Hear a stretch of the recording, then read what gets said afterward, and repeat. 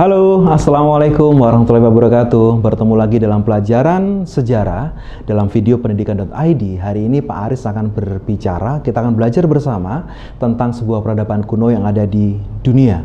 Nah, apa peradaban yang akan kita bahas pada hari ini? Yang akan kita pelajari pada hari ini adalah tentang peradaban Yunani kuno. Peradaban Yunani kuno itu terletak di Pulau Kreta. Bangsa Yunani merupakan percampuran darah antara para pendatang dari padang rumput sekitar Laut Kaspia dengan penduduk asli yang bertani. Nah, bangsa pendatang merupakan rumpun bangsa Indo-Jerman yang dikenal sebagai bangsa Hellas, yang terdiri dari bangsa satu ada bangsa Doria, terus kemudian juga ada namanya bangsa yang kedua itu Acea, ya. Terus yang ketiga itu ada namanya bangsa Aulia, yang keempat adalah suku bangsa Ionia. Nah, adanya peradaban ada di Yunani kuno ini, mereka banyak melakukan yang namanya kebudayaan, sehingga terciptalah salah satu unsur kebudayaan adalah tentang kepercayaan. Kepercayaan dari bangsa Yunani adalah memuja banyak dewa atau politeisme. Nah, tempat bersemayamnya para dewa itu di Bukit Olympus. Dewa tertingginya namanya Dewa Zeus, penguasa langit, yang didamping oleh permaisurinya atau istrinya namanya Dewi Hera, ya. Nah, kalau kalian cerita tentang Zeus pasti kenal ya, seperti anaknya Zeus seperti apa? Hercules dan sebagainya, ya. Nah, itu adalah dewa tertinggi atau dewa utama di peradaban Yunani kuno. Dewa-dewa lain yang ada di Yunani antara lain seperti Dewa Ares, itu dewa perang, Dewa Apollo atau dewa matahari, Hermes atau dewa perdagangan, juga ada yang namanya Poseidon, wah itu ada filmnya ya, itu dewa laut, juga ada Aphrodite atau dewa kecantikan atau dewi cinta, juga ada Pallas Athena atau dewi kebijaksanaan atau seni dan filsafat. Nah, peradaban Yunani kuno selain mengenal sistem kepercayaan politeisme, dalam sistem pemerintahannya dikenal dengan adanya negara kota atau polis. Polis yang terkuat pada saat itu adalah polis Athena dan polis Sparta. Jika kita bicara tentang polis Sparta, itu yang meletak dasarnya polis Sparta yaitu Lycurgos. Ya, Lycurgos itu ada 900 sebelum Masehi. Sifat pemerintahan dari polis Sparta yaitu aristokratis militer. Raja sebagai kepala angkatan perang dan agama seperti yang di Mesopotamia, ya. Nah, jadi di polis Sparta ini peletak dasarnya adalah Lycurgos.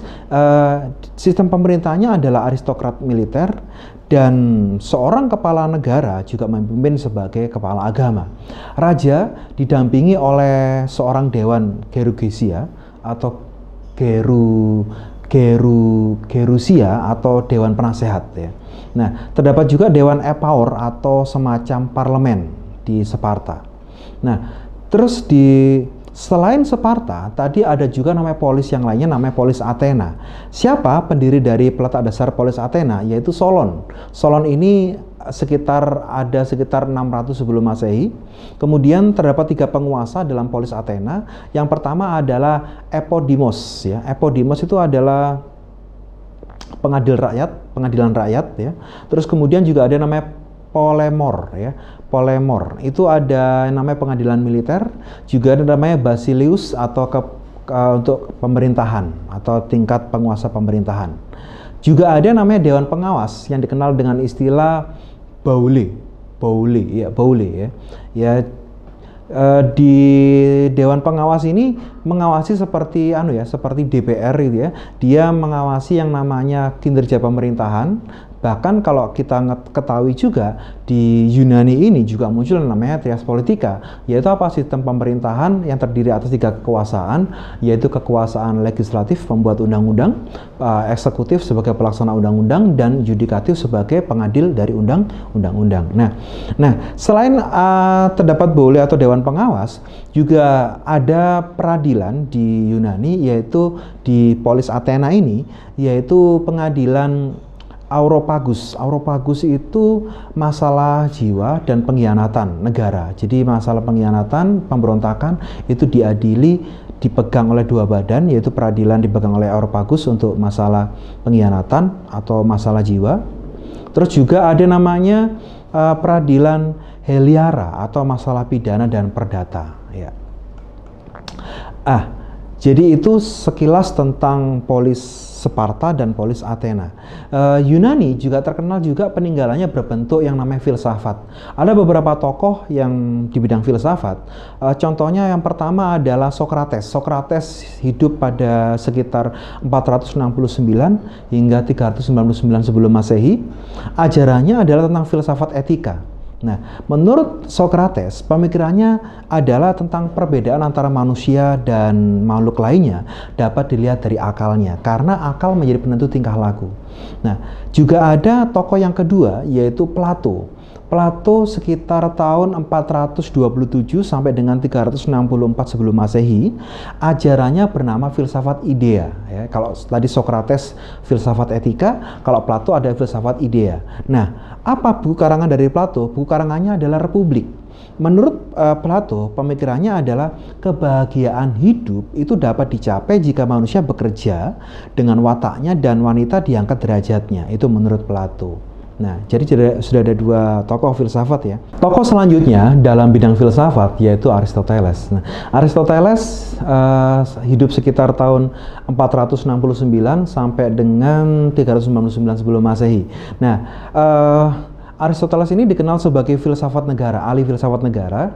Menurut pemikirannya, Aristoteles berbicara bahwa pemerintahan yang baik adalah yang mengutamakan kepentingan seluruh warga negara, yaitu sebuah pemerintahan yang menuntut atau yang menunjukkan adanya kebahagiaan seluruh rakyat yang sebesar-besarnya. Jadi menurut Aristoteles, dia mengutamakan kepentingan seluruh rakyatnya untuk kebahagiaan seluruh rakyatnya dalam bernegara. Ya, itu Aristoteles. Nah, terus ada juga selain filsafat, ada juga tokoh-tokoh ilmu pengetahuan ya. Siapa saja tokoh-tokoh ilmu pengetahuan dari peninggalan dari tokoh-tokoh dari Yunani? Ada yang namanya Herodotus. Waduh, kalau Anda sudah mengenal Herodotus pasti tahu ya. Siapa Herodotus? Ya, bapak sejarah dunia. Karena melalui sebuah karya yang terbesarnya yaitu The Persian of War atau Perang Persia, maka dia dinobatkan sebagai bapak sejarah dunia. Juga ada namanya Thucydides ya. Thucydides ini ilmu sejarah juga, seorang tokoh sejarawan juga. Selain Herodotus ada Thucydides. Juga ada namanya di bidang kedokteran ada tokoh bernama Hippocrates ya. Hippocrates adalah tokoh di bidang kedokteran, juga dikenal sebagai bapak kedokteran.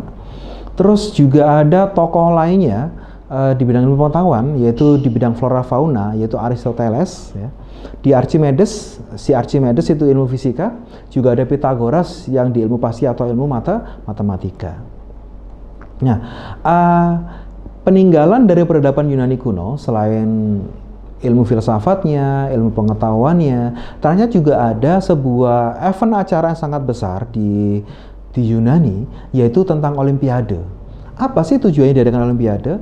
Jadi Olimpiade ini tujuannya adalah untuk memuja Dewa Zeus ya, dan dewi-dewi lainnya yang bersemayam di puncak Olympus. Apa saja bentuk dari kegiatan dari Olimpiade ini? Bentuknya adalah apa? Pesta olahraga yang diselenggarakan di kota Olympus atau lereng Bukit Olympus. Diadakannya sekitar 4 tahun sekali. Terus itu diikuti oleh para pria ya.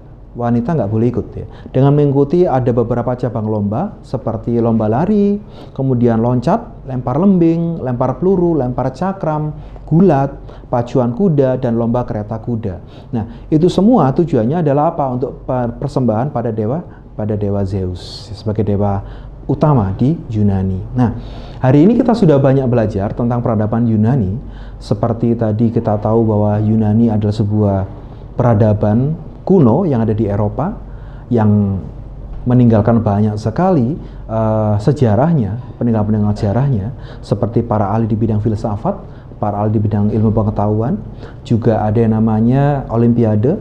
Terus juga kita juga tahu namanya kota polis seperti polis Sparta dan polis Athena. Nah, maka ini bisa kita ambil sebuah pembelajaran bagi bangsa Indonesia bahwa munculnya demokrasi pertama kali itu berasal dari polis ini tadi.